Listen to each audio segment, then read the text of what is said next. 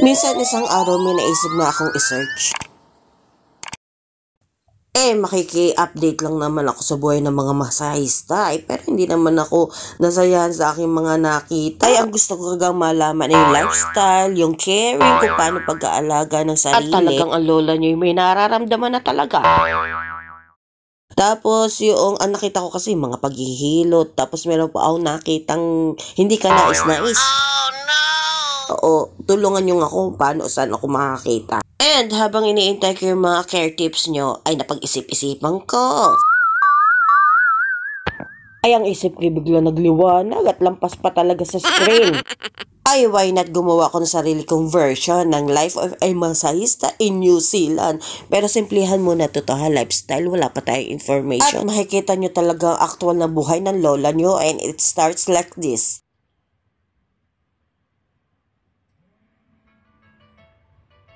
Syempre, magsisimula sa pagbangon. Kanino at paano ka babangon sa umaga, di ka? And that time nga ay 7:30 ng umaga at alam ko yan para kay Rappa Boy kasi pinag-prepare ko siya ng breakfast bago siya pumasok sa school. Diba? Baby boy pa talaga. Naaawa din naman kasi ako kaya at least yun man lang ulamin niya sa breakfast maihanda ko. And syempre pag kailangan mamalansya mamamalansya kasi hindi ko pa nga pinagpaplantya si Rappa Boy. And syempre pain-in muna ang lola Pero nyo. Pag naiisip ko talaga mga gawain ay napapabango na rin talaga ang lola nyo. Ay, napapansin ko nga na medyo maliwanag na dito kahit medyo maaga-aga pa ang oras. Dahil nga malapit na mag-summer. Pero malamig pa rin. And yun nga, tayo pupunta na dito at maghahanda na tayo ng pang-breakfast kay Rappa Boy. Ang mangyari naman ay, nakita ko meron pang ulam from kagabi pwede pa yan. Kaya kukuha ko na lang si Rappa Boy, iinitin na lang niya. And kung wala namang ulam kataasan itlog laang naman ang maipiprepare mo dito sa umaga. O kaya hotdog kung meron baga. Minsan naman pansit canton o kaya noodles. And sa school naman naglalunch si Rappa Boy, syempre babalik na ulit tayo sa pagtulog. At hindi rin naman natagal ang aking pag-itlip at hindi talagang pag may naiisip talaga ako hindi na talaga ako makakatulog. And sa mga oras nga niyan ay mula pa nung kagabi ay nagche-check ako ng schedule natin at baka tayo mapasukan ng booking agad-agad sa umaga o sa dapat mag-prepare tayo. Pag hindi naman, dahil nga depende nga tayo sa booking, ay chill-chill lang muna tayo ng kaunti. Tapos then din yung time ko ng pag-iisip ng pag-i-edit, kung meron akong i-edit, kung meron akong ipopost, yan. Diyan ko ginagamit yung time ko dyan sa umaga. Kumbaga, content creator muna ang lola nyo ngayong umagang ito. And syempre, bibigyan din natin ng time ang pagiging content creator kasi meron din naman tayong napapala dyan kahit papaano, di ka. And then, it's time na sa ating pag-prepare sa ating work. And gaya ng alam nyo ay ang work ko po ay isang independent taxpayer tayo ng isang massage spa. And ang status ko nga ay contractual kaya medyo nakadepende tayo sa booking. On and off ang ating schedule kaya dapat tayong maging alert lagi sa pag-check ng ating schedule at baka hindi tayo nakakamalay. Pero minsan na-inform naman ako, minsan hindi. And syempre, baka minsan nakakalimutan, minsan busy din ang ating manager, And syempre, dahil humaharap nga tayo sa kliyente, syempre maging presentable tayo, ligo-ligo kahit hindi sila ang maligo. Ay, naku, tunay talaga, meron tayong kliyente hindi naliligo, tas nagpamasahe, hindi ulit sa lililigo. Basta, alam nyo na yun. At alam nyo ba, speaking of mga kliyente natin, lahat na ng size ng mga kliyente ng tao ay naharap ko na. Merong malaki, merong maliit. Meron nga nagpamasahe sa akin 10 years old na liit-liit na bata. And okay naman, tapos meron talagang malaking-malaki talaga. Basta yung kasya sa isang single bed. Alam nyo na yun. Tapos merong may babae, may lalaki, may iba, basta iba-iba. At yun nga ang nakaka-enjoy, hindi mo alam kung sino yung magiging kliyente mo, masasurprise ka na lang. At nung una talaga, syempre mahihiya ako, pero syempre parang nasasanay na rin ako sa ngayon. Ay, lalo na ako, ayoko talaga humawak sa ibang parts ng, basta, Hindi nga ako sanay mang shake hands o kaya yung beso-beso. Ibang parts ng mga tao, pero ngayon nasanay na nga din talaga ako. And meron din tayong mga kliyente, mga Pilipino. At ang karamihan nga sa kanila ay nagtitip. Thank you, thank you. At ang marami talaga ay ibang lahi. Tapos meron din akong, nung mga first time kong pagmamasahe, pag may minamasahe akong matanda, babae or lalaki, medyo naiiyak na lang talaga ako. Hindi ko alam na naiiyak na ako basta dahil naalala ko ngayong mga parents natin na hindi natin nakakasama na gayon, tas nagmamasahe tayo sa kanila.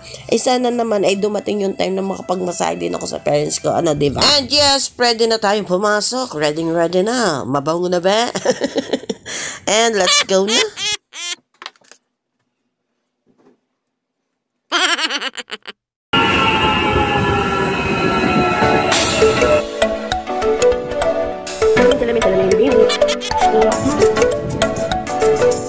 Yes, ang bango niya.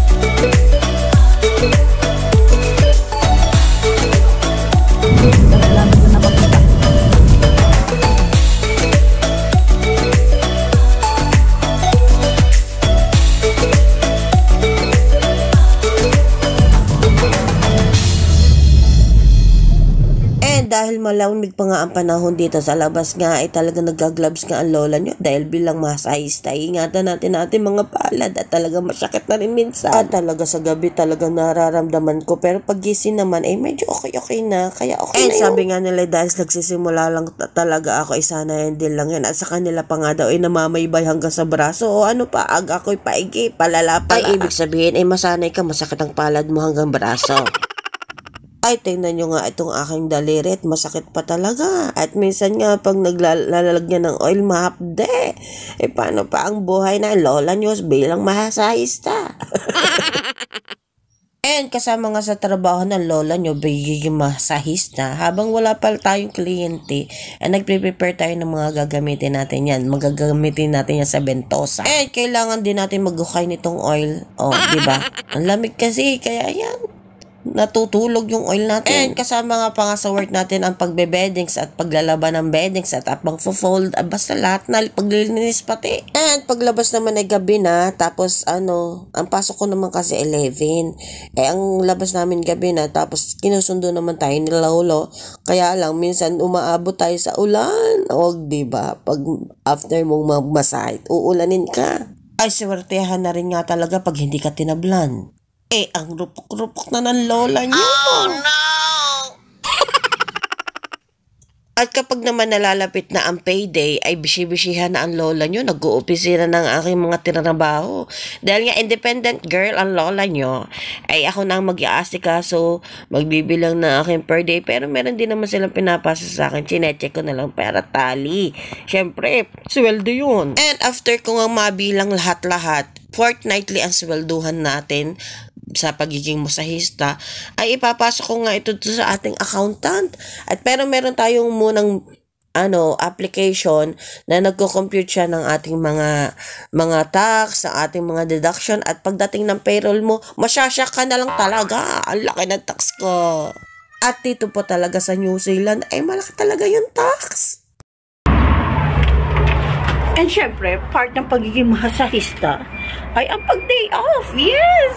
And pupunta tayo ngayon sa ating pinagtatrabahuhan, tayo magpapapamper. Yes, free tayo monthly sa pamper. Kaya kung tayo pagod na, may solusyon dyan. Papamper tayo. Nag-iisip nga ako ng mapupuntahan. Tingnan natin kung saan tayo mapaparating. At try natin mang-abala ng araw ng iba. Alam nyo na. Tingnan natin kung pwede natin silang abalahin. Sa tingin nyo yung mas bagay sa akin. Tingnan niya. Ito nga, kahit i-blower mo, tapos pag nahanginan sa labas, tikuwas na. Pero ang ganda niya. Pagbago pa lang. O, ano masasabi nyo? Alin ang mas bagay sa akin yan? O, ito? O, di ba? Mas malinis tingnan, ano? Tingnan nyo yung pa-sounds nung isang kotse dito.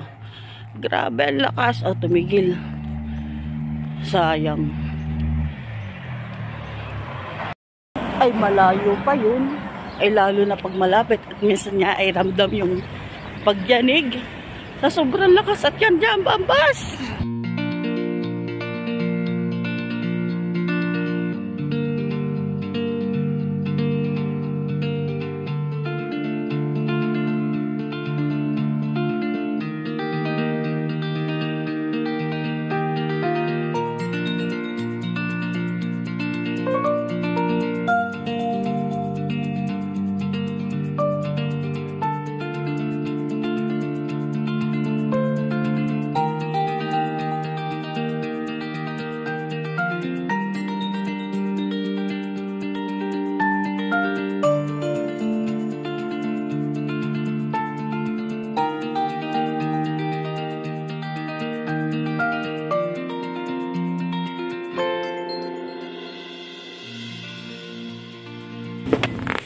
And it's pumper time. Hintayin natin yung ating magmamassage.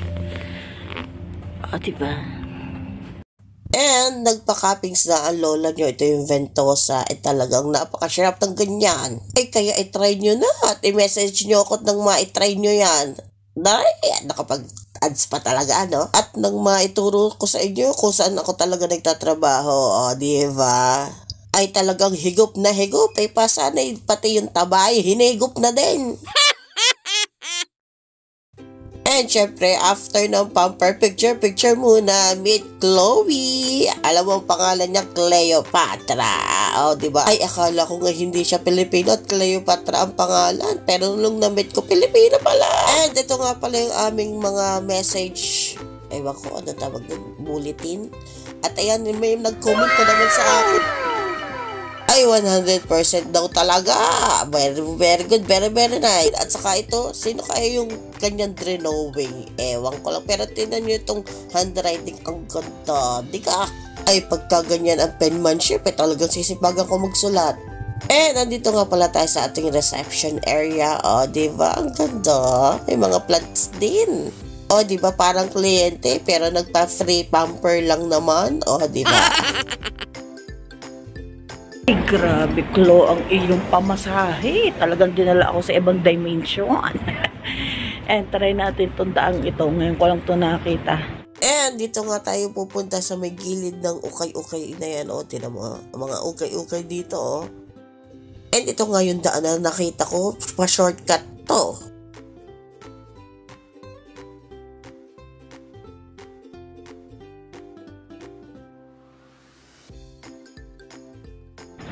Ayun talagang kagandahan sa naglalakad.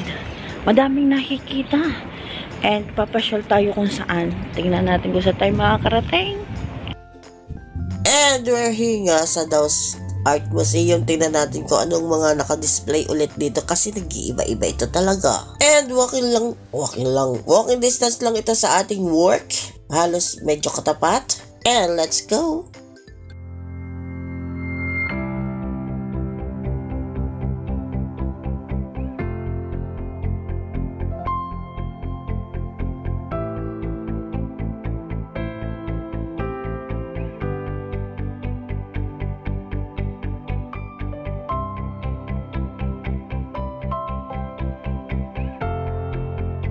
At biglang may nakita lola nung kakaiba. Basta, alam nyo na. Hindi nyo pala alam. Basta, tingnan nyo na lang sa reaction ko.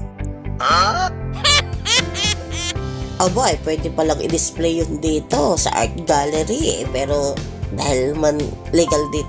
Basta! Ano kaya ito? Fountain? Upuan, pero may tubig. Ano kaya yun? Basta naandyan lang siya, tas naka-spotlight pa. And dito naman tayo sa second floor.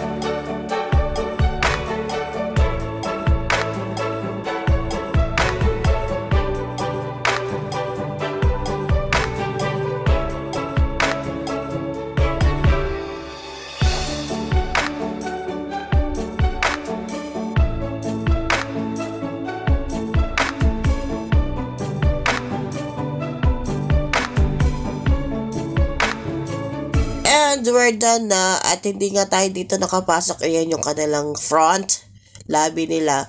Hindi tayo nakapasok doon sa ibang spot kasi may inaayos sila at titingnan natin yan sa isang araw dito. Nabitin pa ang lola nyo. Hindi ko alam kung saan ako paparoon, kung paparitin baga o paparoon. At tingnan natin kung saan tayo makakarating pa. Napadaan nga tayo din sa isang tindahan. Mga second hand din yan, pero mas social. Ang tawag yata dyan ay hospice o hospice. Basta! Ayan o. Gusto ko lang yung mga interior design and ayan nila. Tingnan natin kung magagawa natin sa ating bahay. Tinignan ko din yung paint nila sa mga bahay nila kung dahil nga nagpapapita nga tayo sa bahay natin sa Pilipinas ko alin ang mas magandang kulay. Syempre dumaan tayo dito sa Starbucks. Syempre, minsan-minsan lang i-teach tayo magka-time na chill time. Diba, imot-imot ang lola nyo. And yes, bumalik ako dito kasi may nag-request. Gusto din daw na ng Starbucks. At ang dami ko talagang bit-biting. Sana bigyan ako ng bag para mabit-bit ko yun.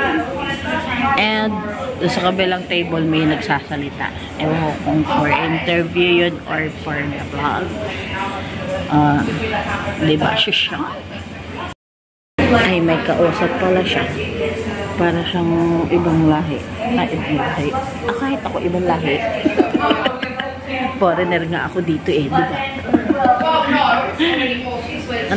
Buti na lang 5 PM pa ang sarado. Nakaabot tayo. Talaga naman nakakapag-usap sila. Ang ganda ng aking kulin mo ko. Kahit maingay, makasabay tayo. Pag uwi ko nga, nakita ko nga sa bus. Noon na kasi ako sa bus, nakita ko, kita yung snow dito, diba? Ang ganda. Dahil nabitin ng lola nyo, talagang pumunta na ako dito sa Avalon Park at tinignan itong bundok. Kita dito. Dito nga tayo nagwo-walking nun at kita din nga pala dito sa medyo taas kasi ito. Mas maganda sana yung view doon sa may tulay kasi tinatamad ng lola nyo. Malayo-layong lakarin pa yun. Next year na lang.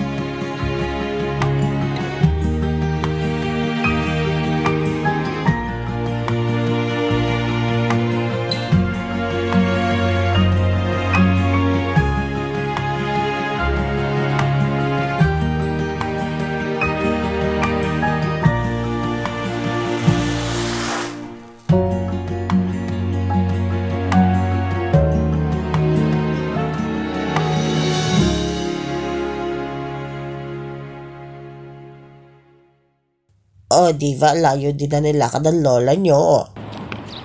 Aba, nakadalawang kilometro tayo ng paglalakad. Bisa natin. And malapit-lapit na nga ako dito sa atin. Gusto niyo yung bundok. Nag-orange-orange dahil sa ating sunset. Medyo maliwaliwanag pa. 5:37 na ng hapon. Ay, pwede na talaga tayo mag-walking. Papayak ang lola nyo. And sinagad ko na talaga yung paglalayas ko ngayon for today's video. And nakapunta nga tayo ng Avalon Park. And that's all for today's video. Thanks for watching. Bye-bye!